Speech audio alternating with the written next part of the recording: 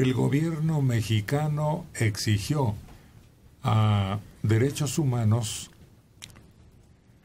que el grupo interdisciplinario presente los resultados de su trabajo de más de un año sobre los 43 estudiantes desaparecidos, toda vez que se acerca el término de su gestión. Así que Gobernación aseveró que el gobierno federal cree que ha transcurrido el tiempo suficiente y ya es oportuno que presenten conclusiones y las recomendaciones al Estado mexicano. La Comisión Interamericana de Derechos Humanos también ha dicho que la próxima semana tomará una decisión sobre el trabajo de los interdisciplinarios o los expertos independientes.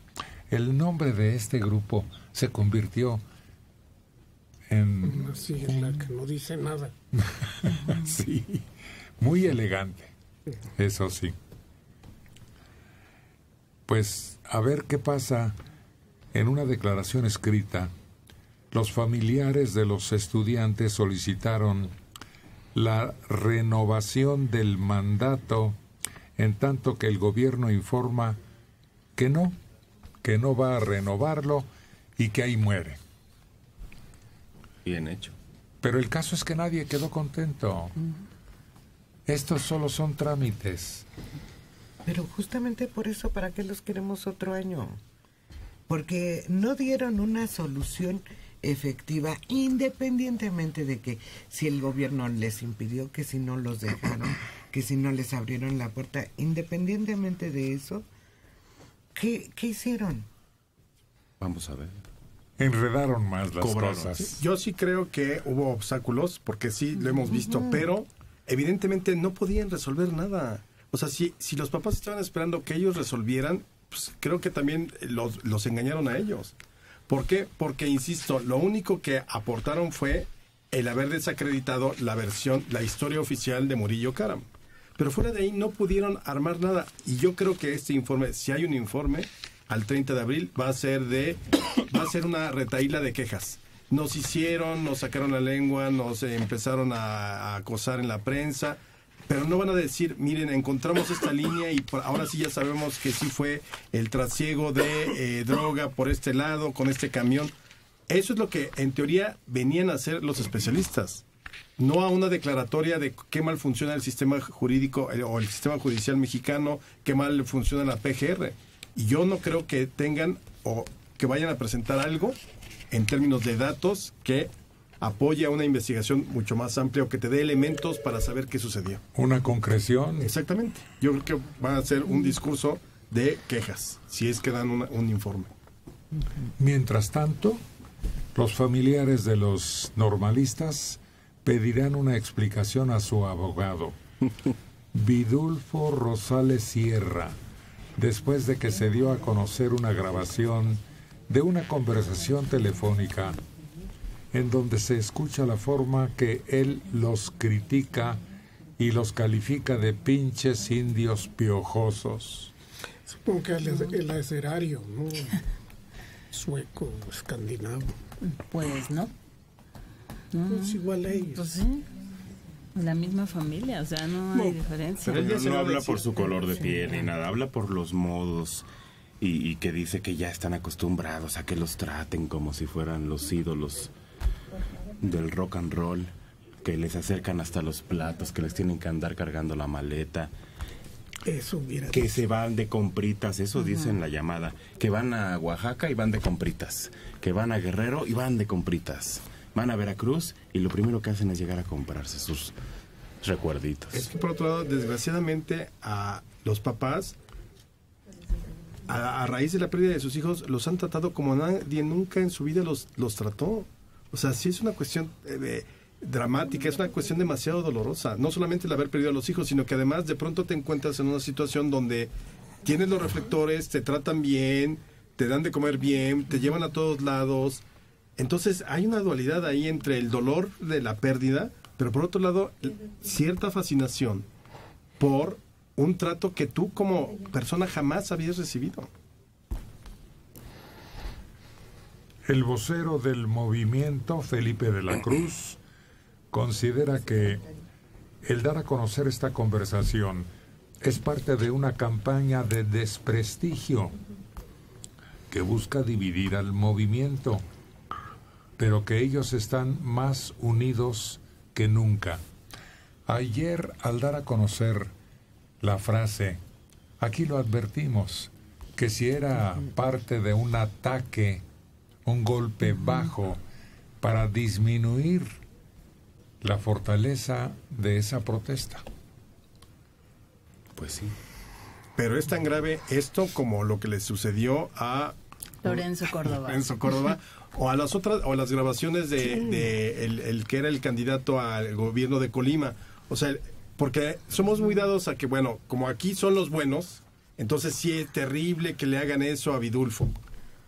Pero no que se lo hagan a Lorenzo Córdoba o a un candidato o a un secretario. Es igual de detestable que te estén espiando, cualquiera que sea. O sea, por más perverso que tú seas, es igual de reprobable una cosa como la otra. No es de que aquí un caso especial de sí le están haciendo una guerra sucia, claro que se la están haciendo. Pero eso es tendríamos que reprobar lo mismo en el caso de Vidulfo que cualquier otro caso, aunque fuera un priista, un panista, un gobernador o lo que fuera. Pues sí lo reprobamos, pero sin embargo... Existe. Existe, y qué bueno que existe, y nos da una idea. Los 200,000 pesos que dicen que aceptaron del grupo criminal de Guerreros Rojos. O de los Rojos, no se ha aclarado. La llamada dice como tal, si los recibieron, entréguenlos porque me están pidiendo cuentas a mí y yo no sé qué onda. Y el otro le dice, sí, mándame los mensajes, yo ahí hablo con los líderes. Ya hemos visto que hay padres de este grupo que habían dicho, ahí muere, yo ya no quiero seguir con esto y me retiro, ya denle la razón a quien tenga que darle la razón, ahí nos vemos. Y les han dicho, no compañero, usted se sigue en la lucha hasta que esto acabe. Se habla de que desde casi el principio de este escándalo se ofreció una indemnización que finalmente formaron un bloque los padres y no aceptaron. Pero yo me pregunto, a ver, ¿de qué viven? ¿Quién les patrocina viajes, alimentos y toda la movilización que han venido desarrollando? ¿Qué hay detrás? Esas son las preguntas que tendrían que estar siempre con sus respuestas claras, además, porque si no, entonces empieza uno a especular de dónde, quién, por qué. Es decir, alguien está sosteniendo ese movimiento, porque son 43 más, digamos, no son, si todos tuvieron a sus padres y no han muerto, son 86 para empezar, más los que se cuelgan. Estamos hablando de un centenar de personas. ¿De dónde viven cotidianamente? Si ya no están haciendo nada, ya no están trabajando, más bien están viajando por aquí y por allá.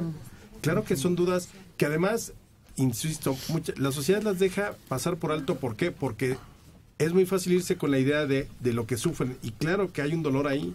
Entonces, no, pobre, pues es que son los papás, tienen que hacerlo. Pero sí hay que cuestionar de dónde están ellos sobreviviendo, de donaciones, de la gente que da, hay cuentas abiertas públicas donde la sociedad puede donar. Sí. A ver. Hay agrupaciones sociales que lo sostienen. Y tienen un presupuesto, la escuela como tal tiene un presupuesto que les reparte lo que ganan de lo que roban. Y en la llamada habla él de que está entregando facturas para el diésel de los camiones y cosas así. Pero yo digo, ¿de dónde sacan el puntito para andar comprando recuerdos? Bueno, algo debe quedarles.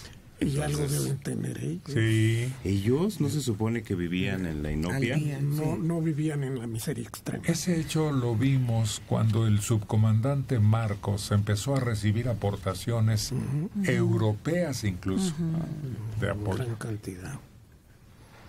Pero la escuela no puede darles dinero, ¿eh? Claro. No debe. No debe, ni creo que tenga los recursos suficientes para durante un año estar solventando nada, ¿eh? ¿No han visto cómo funcionan esas escuelas? Claro que por eso te digo que no hay. Claro que tiene el dinero.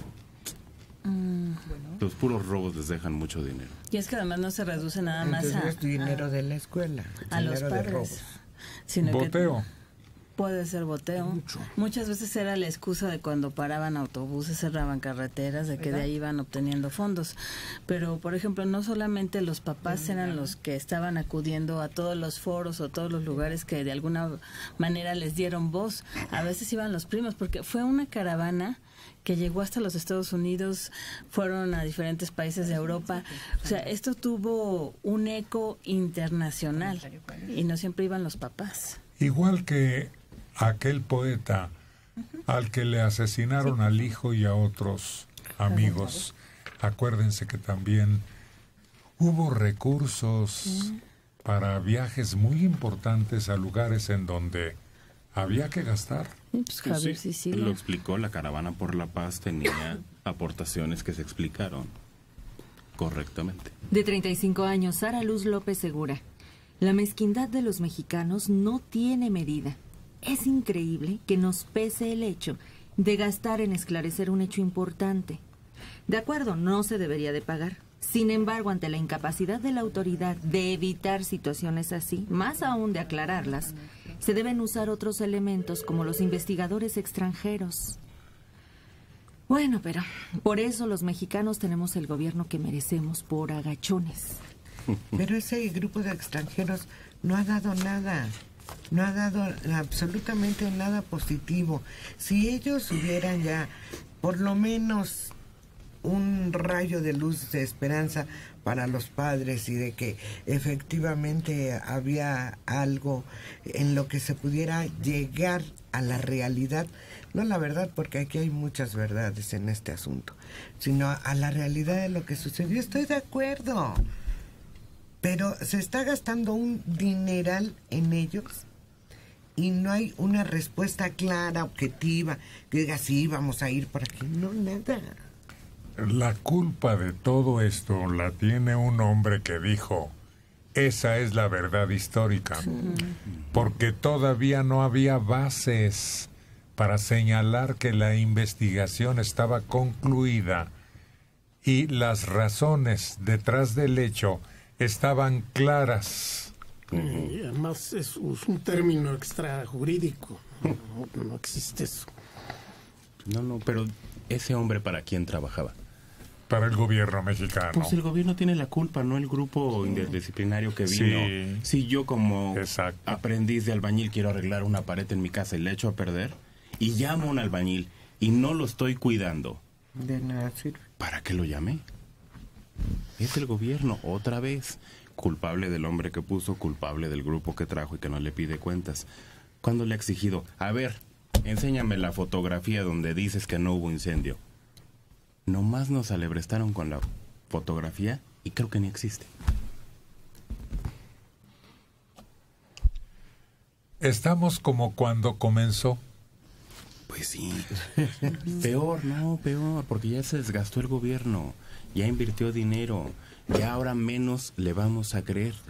Y porque además ha llovido, ha habido viento, es decir, ya no hay manera de reconstruir, llegar al momento. Estamos en el principio en cuanto a que hemos avanzado, pero ya es imposible que se haga hoy una investigación mucho más creíble o mucho más seria, porque las condiciones geológicas, físicas de la región desaparecieron. Sí, pero desaparecieron luego. Es decir, el tiempo perdido entre la desaparición y cuando inician los primeros peritajes e investigaciones es demasiado. Era una época de lluvias, se había alterado radicalmente el escenario donde supuestamente fueron incinerados. Espérense, falta otro episodio. La llegada de un grupo de alemanes que se van a encontrar con puras contradicciones y signos de interrogación. Eso sí vienen, pero espérate. Ya prometió la mera de Alemania que se apoyaría a México en la aclaración de este asunto de Iguala. Quién sabe si los acepten, pero es que no es solo el caso de Iguala, ya no existen las condiciones, pero además todavía nos tienen que aclarar el cochinero de fosas que encontraron. ¿Qué pasó con eso? Pero fíjate que la intervención de los alemanes creo que no sería el meterse en sí a la investigación, sino traer técnicas modernas para dar una especie de adiestramiento a los que sí se encarguen de hacer la investigación en nuestro país. No meter la cuchara en ir a hacer entrevistas, en ir a tomar muestras, no ellos como jefes de una investigación, sino nada más como una asesoría. Pues sí. De 37 años desde Alemania, Guadalupe González Hernández. Sobre los papás de los 43. Aquí en Alemania hay muchas organizaciones que recaudan dinero para mandárselo a ellos por medio de alguien, una persona cercana. Yo pertenezco a una de estas organizaciones. El dinero que se les manda es para ayudarlos a seguir sus caravanas. De Cuautitlán, maestra Rocío Álvarez Sánchez, de 49 años. Los alemanes vendrán a enfrentarse con un muro, pero así de rápido se irán porque no encontrarán nada. Nunca se sabrá quién estuvo detrás de Ayotzinapa, pero eso sí, se sigue gastando para justificar disque para ayudar.